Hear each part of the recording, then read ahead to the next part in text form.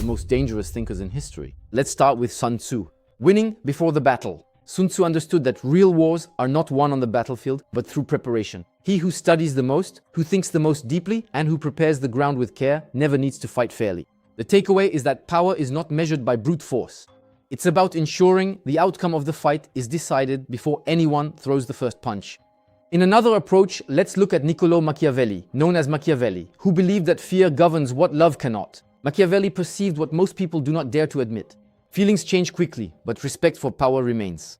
Goodness is admired, strength is obeyed.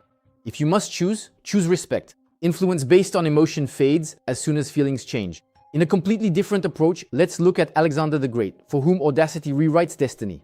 Alexander never waited for the ideal moment. He created it. While others hesitated, he acted. History does not remember the cautious. It remembers those who dared to risk everything. He believed that life bows to the one who acts with conviction and not to the one who waits for certainty. Unlike Julius Caesar, who experienced betrayal at his own table, Caesar learned that the true danger is not found beyond the gates. It approaches, it smiles, and it pretends to be loyal. His final lesson was written with his own blood. Respect people, but never give anyone the power to destroy you. Power requires trust, but with limits. Hannibal Barca believed that the impossible is only a suggestion. Hannibal crossed mountains with war elephants where everyone said it was impossible. He understood that what the world calls impossible is usually what no one has tried yet. Most limitations are inherited and not real. Greatness begins when one stops accepting what others call reality.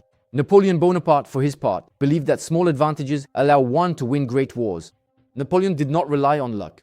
He accumulated small advantages, calculated the details, and attacked when the situation was slightly in his favor. Over time, these slim margins were transformed into an empire. Power is rarely conquered in a single stroke. It is stolen discreetly, bit by bit, while everyone else is distracted. Genghis Khan believed that you had to control the system, not the people.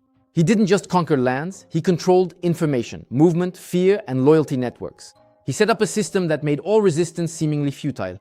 The takeaway is that true domination does not rest on force. It's about taking ownership of the structure within which everyone else is forced to live. John Rockefeller had the same approach in his own way. He wanted to control the chain. He understood a brutal and simple truth. He who controls the supply controls the whole game. While others were chasing sales, he quietly took control of the infrastructure. Stop fighting for minor and superficial victories. Adopt a position that makes everyone else dependent on you. For the British hero of World War II, Winston Churchill, it's break or become the anchor. When everyone was collapsing, Churchill did not offer comfort. He offered his firmness. Leading is not smiling in the midst of chaos. It's refusing to yield when everyone else is trembling. Power requires mastery of one's emotions. The man who remains calm under pressure becomes the one everyone is forced to follow. For Napoleon Hill, empires begin in the mind. Hill studied millionaires and understood what the poor ignore. Before it exists on the outside, power first appears as a fixed idea within. Weak thoughts imprison you. Strong convictions build kingdoms. If your inner world is undisciplined, your outer world will always be limited. A critical mind is the primary asset of a powerful man. Remember this: power is learned in silence. Most people never study it. Keep this, listen to it again, learn the rules,